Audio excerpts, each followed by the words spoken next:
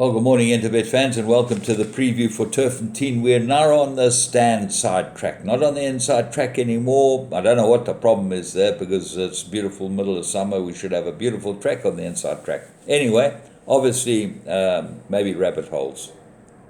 That's tongue in cheek. Okay. Thursday, the 26th of January.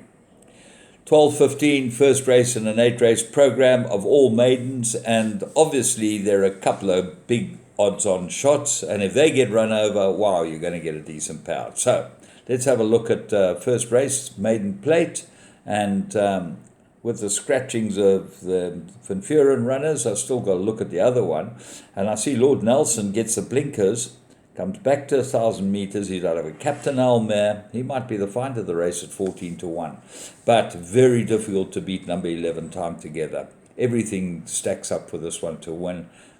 Quick, Wesley now gets a ride. They're in a bit of form, the Moorwing team, and should go very well. Nazaire, look for big improvement. He's been gelded, and he needed his run.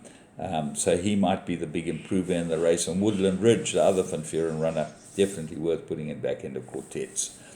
Race 2, 1,200 meter, fillies and mares, and I'm going strongly with Habib runner, written in the sand, number 2. Go back the run before last, very nice run. Very little between that and Silk Garden, and Silk Garden's very competitive and very consistent. So you'd believe Silk Garden's got to be a runner, then written in the sand looks like the improver. But the money's all for Le Chosy Choup. This is Mike the Cox runner with Keegan DeMello on it, and that is the hot favorite. So just watch for follow through and watch it go down. Big thing is to watch it go down. That will give you an idea. See that it's keen, but not too keen, and just enjoying itself, and got a good action. Race 3, maiden plate, 1,200 meters. And I thought Phantom of the Forest had an ideal opportunity here, and it definitely will go well. Put the pacifiers on, take the blinkers off the Joe Soma runner. He's got a couple of nice runners today. Quixote number 1, definitely should be favourite. It's been backed its last 3 runs. Last time, all types of things went wrong for it. It's when you watch it, you just cannot believe in the things that went wrong. And if you ignore that run, got to have a big chance. And then Free Movement number 6 looks like a big danger to those two. Race 4, 1,400 meter maiden plate, and I'm going with Raptor Island. I think this horse will improve. I think he needed his last run, wasn't a bad run at all, and I think he's the right horse here. That's number 4, Raptor Island. 3, Babe King is 8-10, another Joe Soma runner. Striker gets a ride from draw 10. Well, you saw what he did on Tuesday. Wow, what a ride. This guy's a genius on a horse, and glad to see he's back out there riding and enjoying himself. Mo the Man looks like the third best in a very light race. But talking about light races, race 5, 1,800 meter maiden plate, well, 1-10 battleground number 2. It looks impossible. You cannot find anything in here that can beat him. All he's got to do is turn up and run to his best form, and that's the key when you get these 1-10 shots. Aldachino, number 4, might be the danger, as might Harold the Duke, but Harold the Duke's well held on the American Star form, and he just seems to be very one-paced, but this 1,800 meters might be better for him than what he has been running over. So you've got to either go with Battleground or put in a couple of horses, but that just seems like a waste. So let's go race 6.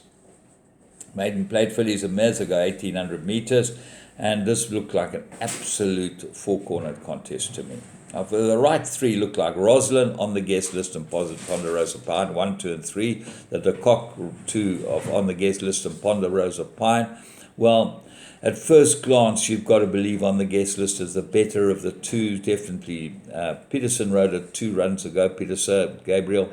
Ponderosa Pine gets to Mello. That's a big jockey up, and she has run 1 or 2 decent races, and this might suit her a bit better. So it's very tough between the two. Rosalind, very close to both of them, number 1. But then have a look at Red Maple. This is the one that I found number 8. Blinkers on it, had 2 warm-up runs, gets Gavin Larena. have a close look. I don't think they're playing around here. I think Terry might be setting this up for the fall of the rest. Maiden Plate, race 7, 2,400 meters, and this is a difficult race. Positive Attitude's your favourite. Pierce Spraden for Joe Soman, number 1. Got the form, got the ability, you'd think that it'll be the right horse. Have a close look at Time to Meditate. Very good trainer of stayers. Waiho Mowing gets Wesley, and the stable is in hot form. More for me, third run. Look for this one to improve. That's Boerta's runner number 4. And I think the find of the race is all the way from the USA, Tyrone Zaki's runner with Macaulay on. Drawn 1. Forget its last run. Just ignore it. I think it's too short for it. It had run over 2,000, was his best run. I think the 2,400 will suit it absolutely down to the ground. And it is a find at 10-1. Although there's only a few horses in the race, I think it will go well. Sassy and Queen Britannia all got chances, so tough race. Race 8, 1450 Maiden Plate. Well, Billy Rater's horse is a hot favourite, number 3, Mighty Goddess. Not cut and dry. Drawn 1, got to have a huge chance. But Solo Diva, I like this one a lot. I think this is a big improver, number 4. I think that you'll find that the others that could improve are 1 African Tune, 6 Keep the Fort, 7 Double Joy. Look for him to improve a lot, or her, she to improve a lot, and 9 Unyielding. And then Perform, number 13. Vermeulen's runner, Muzi gets a ride. Look for this one to improve as well. It's run 2 fair races, and Muzi's a plus.